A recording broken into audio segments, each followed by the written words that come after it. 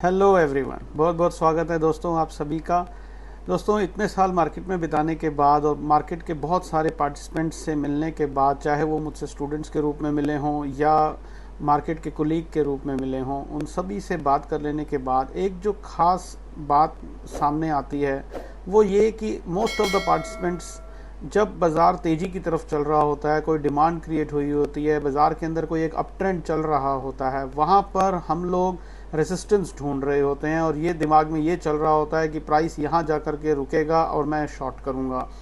लेकिन same time पे हम उस बाज़ार की रैली को, बाज़ार के अप ट्रेंड को भूल जाते हैं और उसको कैच करने में हम इंटरेस्ट नहीं दिखाते, हम वहाँ पर रेजिस्टेंस ढूंढ रहे होते हैं।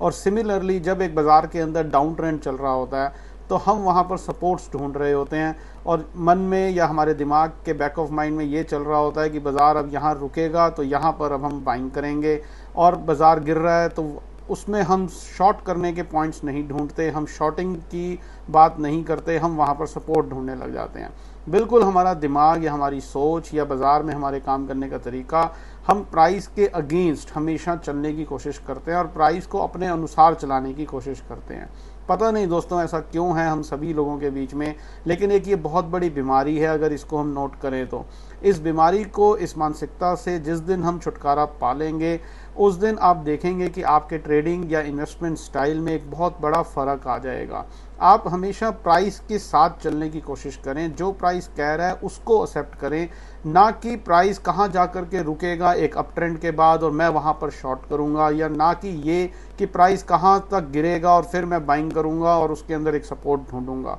इस मानसिकता से हमें निकलना बहुत ज़रूरी है। जिस दिन हम इस चीज़ को अपने दिमाग से हटा देंगे और प्राइस के साथ चलना शुरू करेंगे कि हाँ प्राइस ऊपर की तरफ जा रहा है, इसमें हमें बाइंग ऑन डिप्स की स्ट्रेटजी अपनानी चाहिए। नेचुरली प्राइस अगर कहीं से चलना शुरू हुआ है, उसके अंदर कोई एक्यूमुलेशन हुआ है,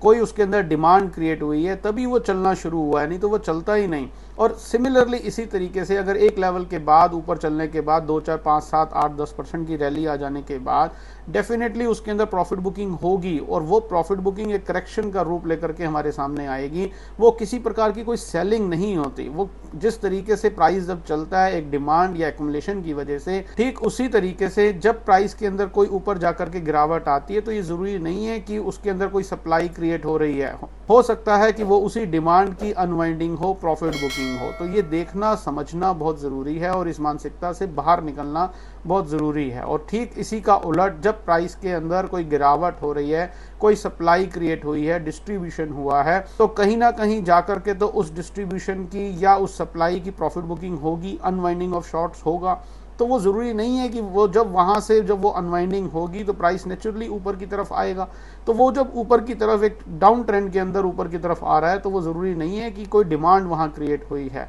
वो इस सप्लाई की अनवाइंडिंग के कारण, प्रॉफिट बुकिंग के कारण प्राइस ऊपर आ रहा है, और फिर से हमें उस डाउन ट्रेंड के अंदर एक शॉर्ट सेलिंग की अपॉर्चुनिटीज़ ढूंढनी चाहिए, ना कि सपोर्ट्स ढूंढनी चाहिए।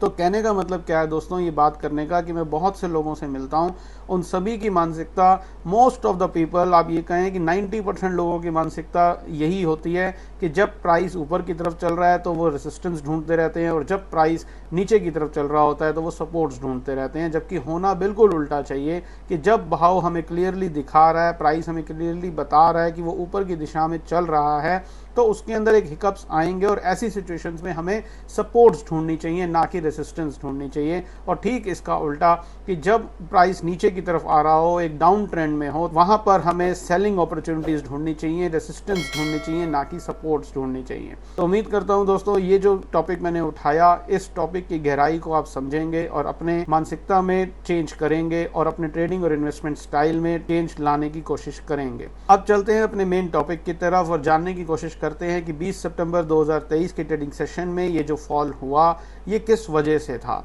तो दोस्तों, आज जो 20 सितंबर 2023 का फॉल हमने देखा, ये फिर से वही बात है जो मैंने अभी स्टार्टिंग में आपको उदाहरण दिया। ये कोई फॉल नहीं था, ये सिर्फ और सिर्फ प्रॉफिट बुकिंग थी, अनवाइंडिंग ऑफ लॉन्ग्स थी। उन लॉन्ग्स की जो हम बात करते हुए आ रहे हैं 4 सितंबर से, जिनकी शुरुआत हुई थी बनते हुए लेवल्स थे 19,440 से 19,490 स्पॉट निफ्टी के, उन्हीं लॉन्ग्स की आज अनवाइंडिंग देखी गई। ये किसी भी तरीके की कोई भी सप्लाई के कारण प्राइस के अंदर ये फॉल नहीं आया।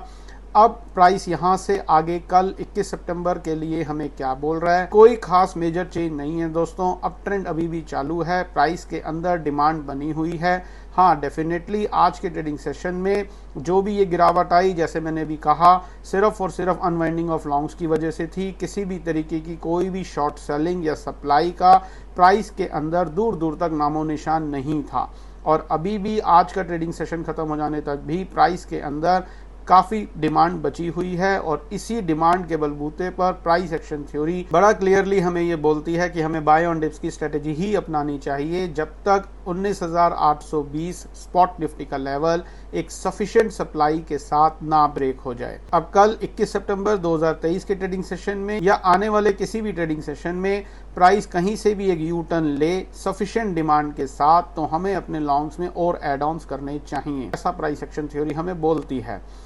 आज का ट्रेडिंग सेशन खत्म हो जाने तक, जैसा अभी मैंने कहा कि किसी भी तरीके की सप्लाई या शॉर्ट सेलिंग की निशान प्राइस के अंदर नहीं थे, तो हमें बाय ऑन डिप्स की स्ट्रेटेजी ही अपनानी चाहिए। अगर कल के ट्रेडिंग सेशन में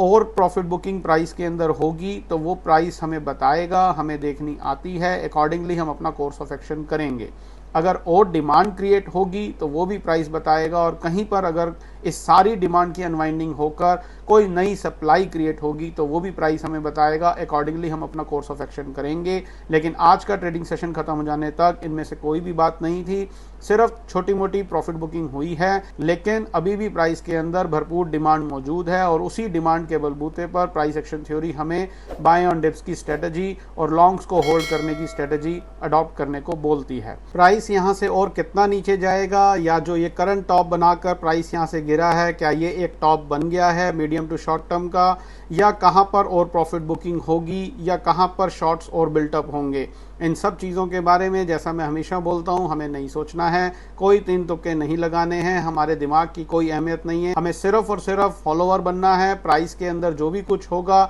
हम उसको फॉलो करेंगे और अकॉर्डिंगली अपना कोर्स ऑफ एक्शन करेंगे। तो आज के लिए दोस्तों इतना ही। उम्मीद करता हूं कि आपको हमारे कंटेंट से काफ़ी कुछ सीखने को मिल रहा होगा और प्राइस एक्शन थ्योरी का आप लोग भरपूर फ़ायदा उठा रहे होंगे। अगर ऐसा है तो वीडियो को लाइक ज़रूर करें, हमारे चैनल पर नए हैं तो चैनल को सब्सक्राइब ज़रूर कर लें, ताकि आने वाले दिनों में हम जो भी यहाँ पर प्राइस एक्शन स्टडी से रिलेटेड बात करें उससे रिलेटेड आपसे कोई भी वीडियो ना छूटे, और बेल आइकन जरूर दबा दें ताकि वीडियो रिलीज होते ही सबसे पहले उसकी नोटिफिकेशन आपको मिले। जुड़े रहें हमारे चैनल के साथ, कल आपसे फिर से मुलाकात होगी इसी समय इसी चैनल पर, और फिर हम 21 सितंबर 2023 के प्राइस सेक्शन को इवैल्यूएट करेंगे और फिर जानने की कोशिश करेंगे कि 21 सितंबर 2023 के ट्रेडिंग सेशन में प्राइस के अंदर कोई नई डिमांड क्रिएट हुई, जो डिमांड अभी प्राइस के अंदर बनी हुई है उसकी अनवाइंडिंग हुई, या कोई नई सप्लाई क्रिएट हुई। बहुत बहुत धन्यवाद, अपना बहुत बहुत ध्यान रखिए, stay healthy, stay fine, thank you very much.